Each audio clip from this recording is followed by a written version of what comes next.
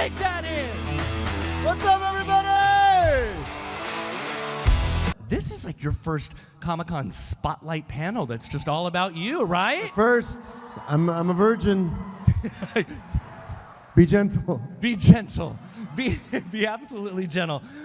To create a role for the Star Wars franchise, man, that had to be an incredible... Yeah, I mean, it was a mind-blowing time because I had just finished Llewyn Davis, and thank you. What are some great memories from making those films?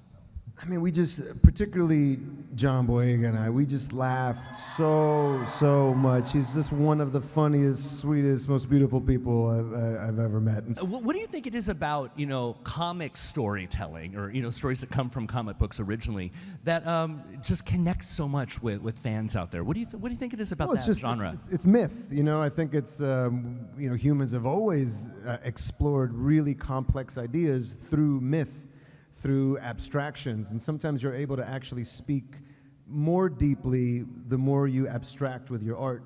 There's Moon Knight that you've just been a part of. Thank you. On Disney Plus. Executive producer on that as well. Yes, he does it all. He does it all, folks. I think Oscar Isaac did an amazing time on his very first spotlight, don't you? Everybody. And I want to thank gentlemen as well. Brian, you were great too. And Christian Ward, thank you so much. Enjoy the rest of New York Comic-Con. Can we have a huge round of applause for our Outlander team up here? Diana GABALDON, Sam Ewan, David Barry, and Duncan Lacroix. What is it like to create a universe, a phenomenon that has just taken the world by storm? Well, it's good. Yeah, definitely good. Yeah. It's kind of like boiling a frog. It's very, very gradual. Yes. Yeah, but here we are. She's listening down there. I'd watch that. Well, I promise. That's a show about family as well. Yeah. I promise nothing, but if we should get a season 8, I'll see what I can do about Murtaugh's ghost. Oh! You heard it here!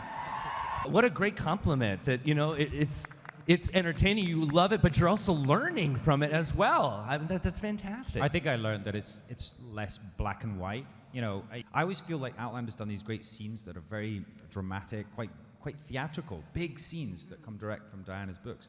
And they play out so well. But I don't ever try and go out of my way to squeeze one out, so to speak. Yeah. Lots of onions. Yeah. If you try too hard. To squeeze one out is what you're going to walk away this conversation with. Yeah. That's my method. Yeah, just try squeezing out. What is he doing? He's squeezing.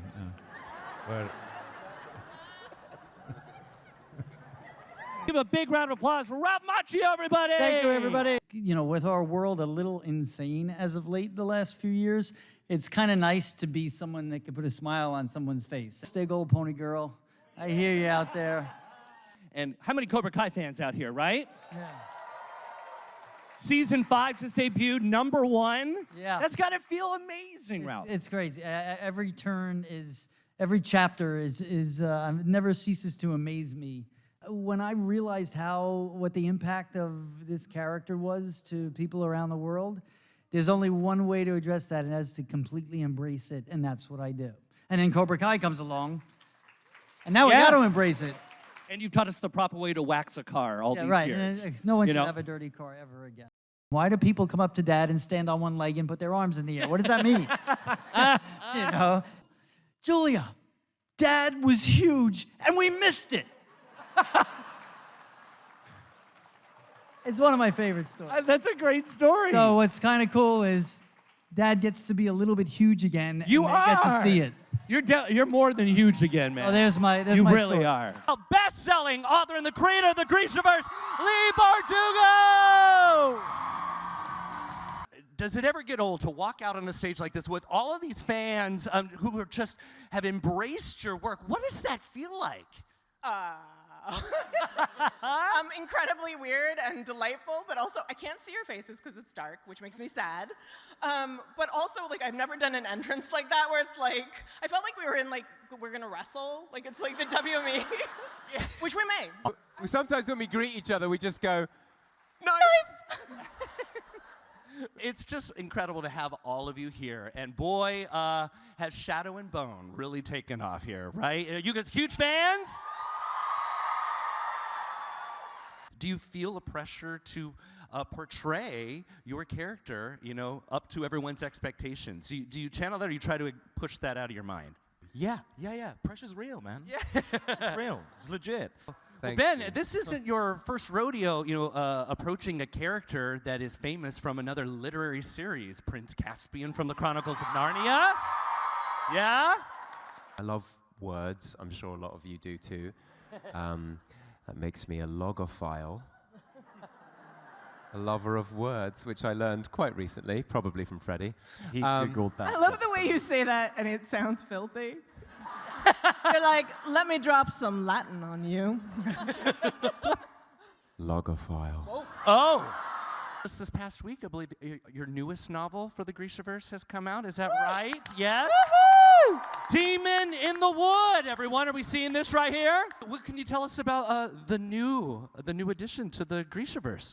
Yeah, it is the first Grishaverse graphic novel, and we also have an amazing audiobook that Ben was kind enough to lend his voice to. So, if you would like to have the dulcet tones of Ben Barnes lulling you to sleep gently, gently.